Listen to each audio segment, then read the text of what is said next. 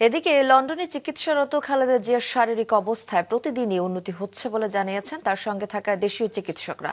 তারা জানিয়েছেন লন্ডন ক্লিনিকের চিকিৎসকরা তার বিভিন্ন রুটিন পরীক্ষা করছেন। হাসপাতালে তাকে প্রয়োজন অনুসারে ফিজিওথেরাপি দেওয়া হচ্ছে। লন্ডনে দলের ভারপ্রাপ্ত চেয়ারম্যান তারেক রহমানের বাসা থেকে আনা খাবার খাচ্ছেন খালেদা জিয়া।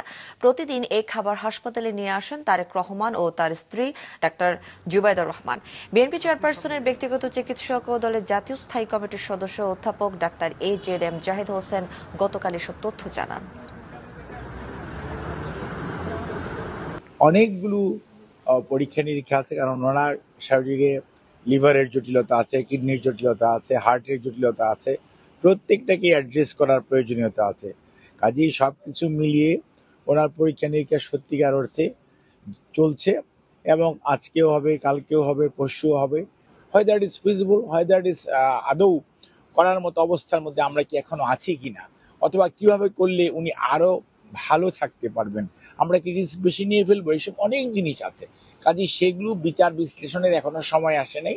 ওনারা সময় করে বিচার বিশ্লেষণ করে তারপরে ওনারা যখন জানাবে আমরাও আপনারা দেখতে পাবেন ইনশাল্লাহ।